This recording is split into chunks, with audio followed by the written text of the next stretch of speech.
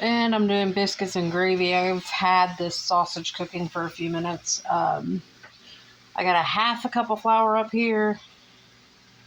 And that holds 8 cups of milk. There's 4 in there at the moment. I got sea salt and my pepper mix that I love to use. So this holds, the Pampered Chef measure holds 8 cups. There's 4 in there at the moment. And it's equal to 1 quart as well. And sometimes you may have to add more flour or milk to it, because I never even measure this. I just kind of throw everything in it, just because I've been making gravy for so long that I don't need to measure it. So sometimes if I have it, I throw a little of the cayenne pepper in there. I do not have any right now because I haven't had to buy any. So here's another fun fact. Growing up, my family did not make biscuits and gravy because my dad kept saying that it was too fattening. So I actually didn't try biscuits and gravy up until I was maybe 16 years old. No joke. No joke. I'm being completely 100% serious. So I started making it on my own around that time. And I was actually visiting my sister and my mom, and my mom actually made it for breakfast that year. So that was one of the first times I had actually had it at somebody else's house. That's the first time I remember, anyway.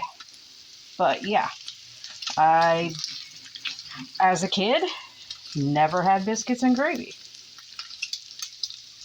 So you mix the flour until it's well incorporated with the sausage. Wait until the sausage is done cooking before you do that.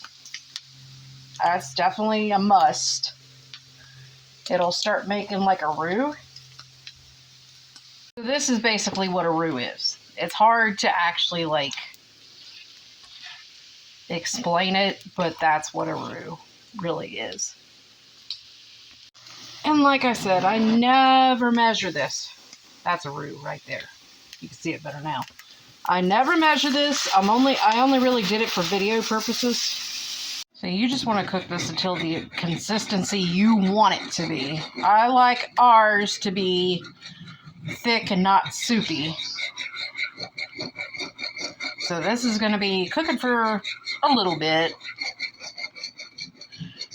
And then you can add the salt and pepper pretty much whenever at this point. I've added a little bit of salt and pepper, and it's getting thicker, as you see. It's almost done. At this point, I have the stove turned off, and it will thicken while you let it set. But I do not like runny gravy. Like if it's chicken or beef, yeah, I could deal with that, but this is not. And now it's time for the biscuits.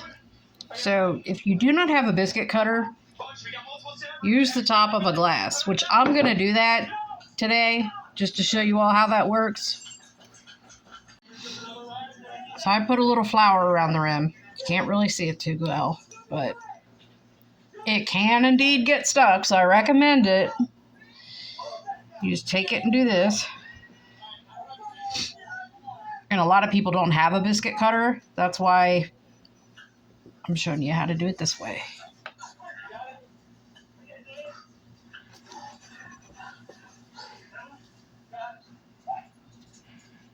I don't know where mine's at. Like, seriously. Yeah, ain't nobody going to Davis, man.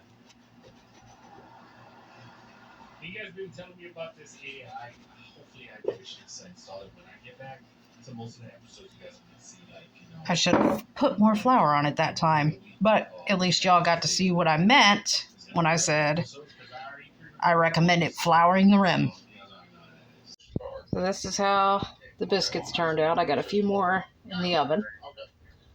So some of you may be thinking that the biscuits turned out a little thin. That's fine when you're making biscuits and gravy. Now, if it was for sandwiches, you might want to make them a little thicker. Just saying. But I already knew that. I'm just saying. Before somebody tries to come at me with that. Which, yeah, people are people.